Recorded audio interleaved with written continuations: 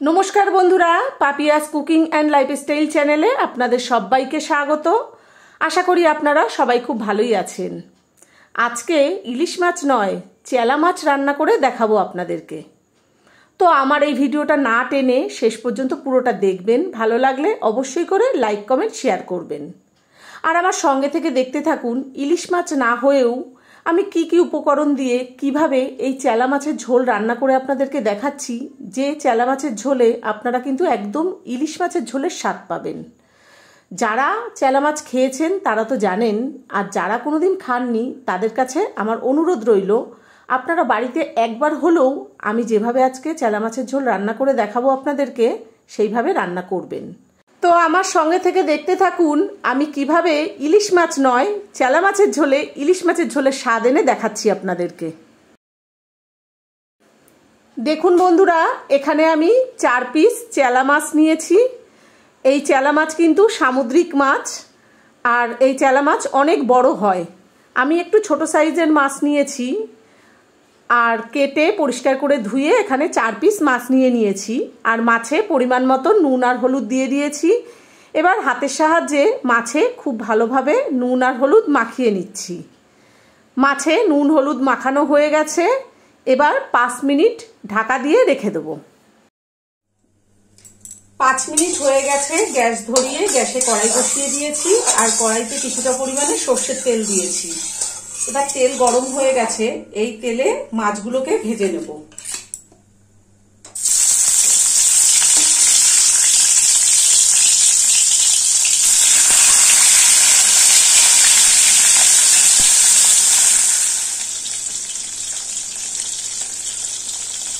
গ্যাসের ফ্লেম লোতে রেখে মাছগুলোকে উল্টে পাল্টে হালকা লাল লাল করে ভেজে নেব।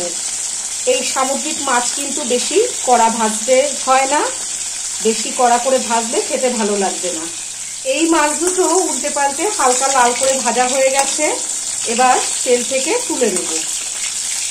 আপনারা যেমন মাছ ভাজা খেতে ভালোবাসেন সেরকম ভাবেই ভেজে নেবেন। বাকি যে দুটো মাছ আছে সেই মাছ দুটো ঠিক একইভাবে হালকা লাল লাল করে ভেজে নেব।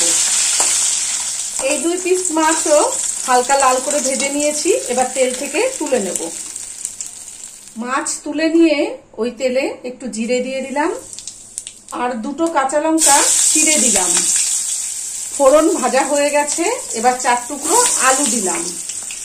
আমি এরকম লম্বা করে আলু কেটে নিয়েছি, আপনারা আপনাদের পছন্দ মতন আলু কেটে নেবেন। গ্যাসের ফ্লেম লোতে রেখে আলুগুলোকে হালকা লাল লাল করে ভেজে নেব। আলু হালকা লাল করে ভাজা হয়ে গেছে। এবার দেখুন, একটা কাঁচকলা এরকম লম্বা করে 4 টুকরো করে কেটে নিয়েছি, কাঁচকলা দিয়ে দিলাম। কাঁচকলা আলুর সঙ্গে হালকা করে ভেজে নেব। কাঁচকলা কিন্তু খুব বেশি ভাজার দরকার নেই, তার কারণ কাঁচকলা নরম সবজি, বেশি ভাজলে সেদ্ধ হয়ে যাবে তাড়াতাড়ি। আলু কাঁচকলা ভাজা হয়ে গেছে। মিনিট খানিক কাঁচকলা ভেজে নিয়েছি হালকা করে। এই পর্যায়ে অল্প করে একটু জল দিচ্ছি। 1/2 চামচ জিরের গুঁড়ো দিলাম। পরিমাণ মতন হলুদ দিলাম। স্বাদ অনুযায়ী নুন দিলাম।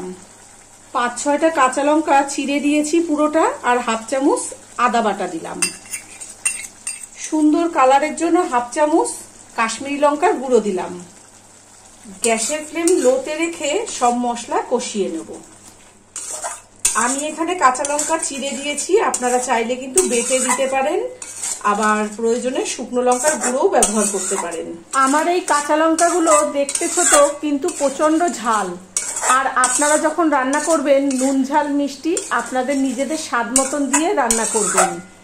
আর এখনো যারা আমার চ্যানেলটিকে সাবস্ক্রাইব করেননি তাদের কাছে আমার অনুরোধ রইল, আমার চ্যানেলটিকে অবশ্যই করে সাবস্ক্রাইব করবেন এবং পাশে থাকা বেল আইকনটি ক্লিক করে অল করে দেবেন, যাতে আমি যখন যা নিত্য নতুন ভিডিও ছাড়বো তার নোটিফিকেশন সবার প্রথমেই আপনাদের কাছে পৌঁছে যাবে।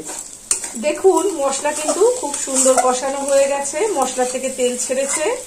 এই পর্যায়ে জল দিয়ে দেব।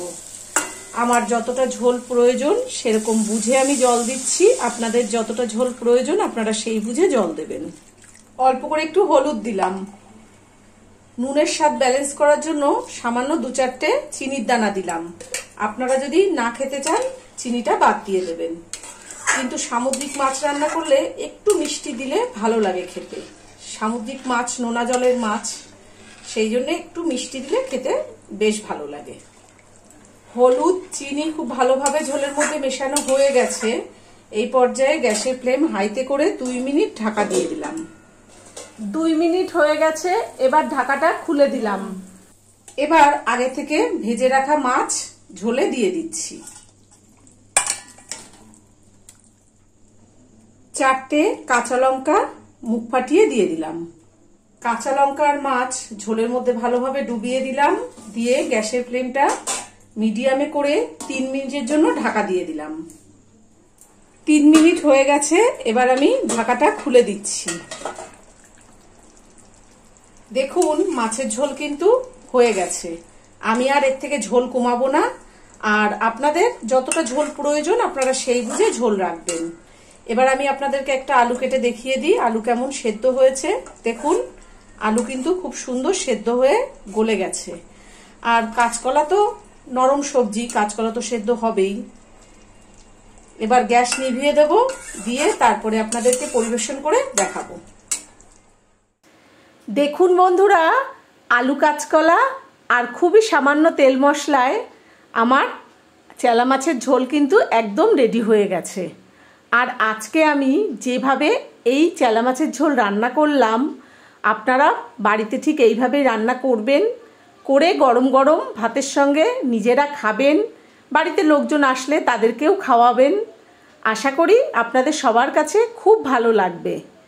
আর এইভাবে আলু কাঁচকলা আর সামান্য তেল মশলায় আপনারা যদি এই চেলা মাছের ঝোল বাড়িতে রান্না করে সবাইকে খাওয়ান, বারবার খেতে চাইবে। আমি জোর করে বলছি, আপনারা একবার হলেও এইভাবে রান্না করে খেয়ে দেখবেন, খুব ভালো লাগবে খেতে। মনে হবে যেন ইলিশ মাছের ঝোল খাচ্ছেন। আর যারা এই চেলা মাছ খেয়েছেন তারা তো জানেনই যে এই চেলা মাছের কতটা স্বাদ।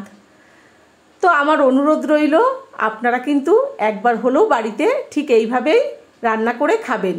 ইলিশ মাছ না হয়েও ইলিশ মাছের স্বাদ কিন্তু আপনারা পাবেন।